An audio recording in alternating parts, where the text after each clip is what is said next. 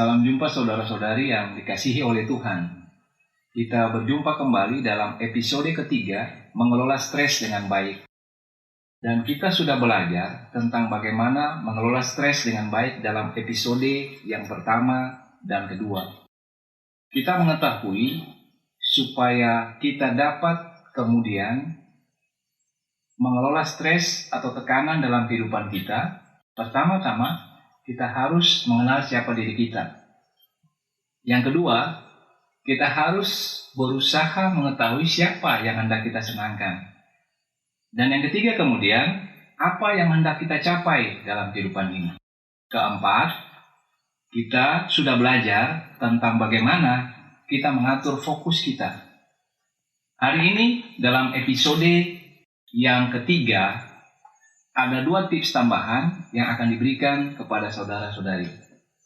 Yang pertama adalah tentang berbagi peran atau tugas. Artinya, Anda tidak mencoba melakukan segala sesuatu dengan diri Anda sendiri.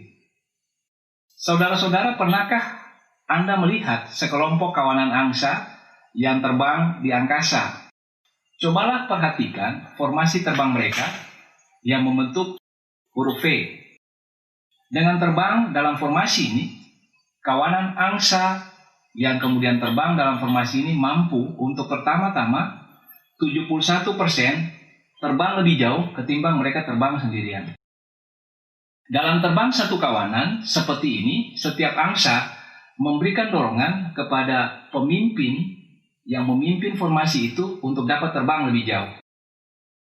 Ketika mereka terbang dan kemudian pemimpin yang tengah memimpin formasi itu merasa lelah, maka angsa yang lain akan mengambil alih posisi rombongan. Dari ilustrasi yang kita dengarkan tadi, ada hal-hal yang kemudian kita pelajari bahwa ketika kita melakukan sesuatu dengan bersama-sama atau berbagi peran, maka hasilnya akan jauh lebih maksimal atau lebih efektif atau lebih berdampak. Prinsip kelima dalam mengelola stres dengan baik adalah berbagi peran. Tidak mencoba melakukan sesuatu seorang diri. Mencoba untuk tidak berbagi peran hanya membuat Anda menjadi cepat lelah, tegang, dan kemudian menjadi stres. Ketika Anda berpikir segala sesuatu bergantung pada Anda dan Anda mencoba menyelesaikan sendiri, maka Anda akan terjebak dalam emosi yang negatif dan membuat Anda tegang serta stres. Saya mengajak kita untuk membayangkan dalam peran kita sebagai orang tua, ketika kita perlahan-lahan membagi tugas atau peran bagi anak-anak kita, maka anak-anak kita akan tumbuh menjadi pribadi yang mandiri. Tetapi bila kita tidak perlahan-lahan membagi peran, memberikan tugas dari yang sederhana seperti membersihkan tempat tidur, merapikan kamar, dan seterusnya, maka anak-anak kita tidak akan mandiri dan akan tetap bergantung pada kita, akhirnya menyulitkan kita. Ataukah saudara-saudara pernah membayangkan memiliki pasangan tetapi merasakan bagaimana menyelesaikan semua tugas rumah sendiri?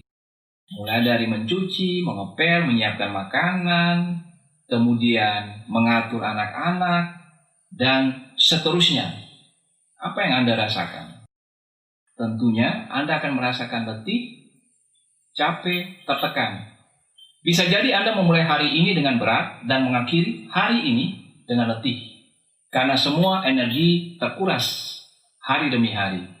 Akhirnya kenikmatan hidup menjadi hilang. Lalu bagaimana dengan keadaan di kantor? Seorang pakar yang mengatakan, James Penny, cara tercepat seseorang petinggi perusahaan untuk mengalami kegagalan dalam perusahaannya, dalam kepemimpinannya adalah dengan menolak berbagi peran. Pertanyaan yang muncul kemudian, lalu mengapa orang lebih memilih untuk mengerjakan semuanya sendiri? Mengapa kita tidak mencoba melibatkan orang lain untuk berbagi peran dengan kita? Ada 2 alasan yang disebutkan. Yang pertama adalah kesempurnaan. atau perfeksionis.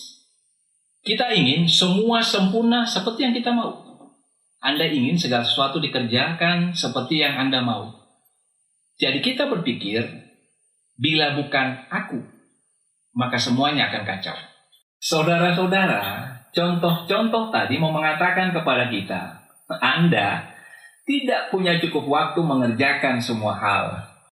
Dan bila ini yang Anda lakukan, Anda akan terjebak pada kesombongan, menganggap orang lain tidak mampu. Bayangkanlah sebuah relasi di mana Anda selalu menganggap orang lain tidak mampu. Apa yang terjadi? Itu akan membuat relasi Anda dengan orang lain menjadi rusak, menjadi tegang. Ketika kita tidak memiliki relasi yang baik dengan orang lain, kita ada dalam tekanan, kita ada dalam stres. Yang kedua, kenapa orang menolak untuk berbagi peran? Alasannya adalah rasa tidak aman pada diri. Kita takut orang lain bisa melakukannya lebih baik dari kita. Ketika kita berbagi peran, jangan-jangan orang itu melakukan lebih baik daripada kita. Lalu kemudian dia lebih populer, dia lebih dikenal. Saudara-saudara, kalau kita belajar tentang manajemen stres, mengelola stres dengan baik, maka kita akan melihat urutannya seperti ini. Ketika kita mengenali diri kita, siapa kita sebagai ciptaan Tuhan, dan siapa pribadi yang memilih kita, maka kita akan terhindar daripada rasa tidak aman.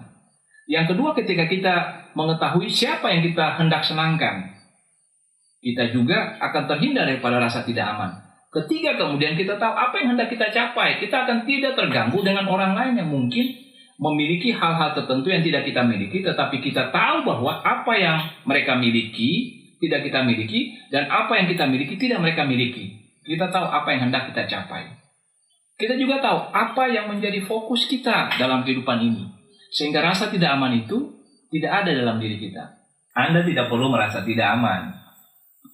Ketika Anda bisa mengelola stres Anda dengan baik dengan tahapan-tahapan yang sudah disebutkan, orang lain bukanlah ancaman bagi Anda. Saudaraku, ingatlah Tuhan Yesus sendiri menetapkan 12 murid agar dapat menyertai dia dan dapat diutusnya untuk memberitakan Injil. Anda harus berbagi peran dengan orang lain, sebab Anda tidak dapat melakukan lebih daripada satu hal setiap saat dengan baik dan efektif. Yang keenam, dari mengelola stres dengan baik, saat teduh secara teratur. Suatu saat, ada seorang pemuda yang sedang memotong kayu dengan kapak. Dari pagi hingga siang, dia terus bekerja dan tidak ada waktu untuk berhenti. Dia mengatakan dia harus mengejar target. Seorang yang terkenal bijak di situ kemudian menghampiri dia dan berkata, "Nak, beristirahatlah sejenak. Kapakmu sudah tumpul. Ambillah waktu untuk mengasah kapakmu agar tajam lagi." Pemuda itu menolak saran daripada orang bijak itu. Dia terus bekerja, tetapi dia mulai merasakan bahwa dia bekerja semakin berat. Kayu yang tadinya dipotong dengan cepat menjadi lambat. Dia kemudian menyadari bahwa kapaknya sudah menjadi tumpul. Dan dia menyadari bahwa dia perlu beristirahat lalu mengasah kapaknya kembali. Ilustrasi tadi hendak mengatakan begini. Terkadang memang dalam kehidupan di zaman modern ini, segala sesuatu dituntut lebih daripada kita. Tuntutan kehidupan kian tinggi. Biaya-biaya hidup makin tinggi. Waktu terbatas, target kerja yang tinggi, dan pekerjaan menumpuk. Anda dan saya dituntut untuk terus bekerja, dan terkadang tidak berhenti. Padahal sebenarnya kita membutuhkan istirahat. Kita membutuhkan waktu sejenak untuk keluar dari kesibukan, rutinitas, untuk menyegarkan jiwa kita. Datang pada Tuhan. Berdiam diri, menutup mata, membuka hati pada Tuhan, mengistirahatkan tubuh, jiwa, dan roh kita. Saudara-saudara, kita mesti memiliki saat teduh pribadi dengan Tuhan. Ini prinsip mengelola stres dengan baik yang keenam. Anda butuh berada sendirian dengan Tuhan yang menjadi pelepasan berbagai tekanan hidup. Berbicaralah padanya. Curahkanlah isi hati Anda kepadanya. Izinkan dia berbicara bagi Anda. Lalu, lihatlah kembali rencana Anda. Evaluasi kembali tujuan hidup Anda. Mengapa? Banyak kecemasan, ketegangan, persoalan hadir dalam hidup karena kita tidak sempat tenang, teduh, berdiam diri. Keheningan merupakan cara Allah berbicara kepada kita. Pemazmur mengatakan dalam Mazmur 46 ayat 11, "Diamlah dan ketahuilah bahwa akulah Allah." Kita mengenal Allah, mengenal kehendaknya, mengetahui kekuatan kuasa, bahkan merasakan kasih-Nya dalam waktu-waktu teduh yang kita berikan kepada Dia. Itu sebabnya saya hendak mengatakan, dari cara mengelola stres yang keenam ini, waktu teduh bukanlah kewajiban, tetapi waktu teduh bersama dengan Allah adalah kebutuhan. Kebutuhan Anda dan saya. Tuhan Yesus di tengah-tengah kesibukannya yang luar biasa, mengajar, menolong orang, Dia selalu menyempatkan diri untuk sejenak menenangkan diri dalam waktu teduh. Sehingga Anda melihat pribadi Tuhan Yesus yang teduh, yang tenang. Alkitab seringkali mengatakan pagi-pagi Dia memulai seluruh aktivitasnya dengan berdoa.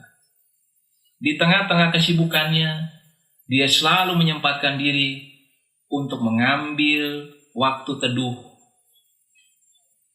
Saudara-saudara, ketika kehidupan begitu cepat, begitu berat, Anda merasa terhimpit, tertekan, maka mulailah hari Anda, atau berilah selalu waktu Anda untuk ada dalam hadirat Tuhan. Anda membutuhkannya. Saudara-saudari yang dikasihi oleh Tuhan Yesus Kristus, kita mengakhiri edisi yang ketiga, mengelola stres dengan baik. Semoga apa yang telah disampaikan pada edisi pertama, kedua, dan ketiga bisa dilakukan dan menolong Anda dalam tekanan-tekanan hidup yang terkadang memang tidak bisa kita hindari. Kita akan berjumpa di edisi terakhir, edisi keempat, mengelola stres dengan baik. Sampai jumpa, Tuhan Yesus memberkati. Shalom.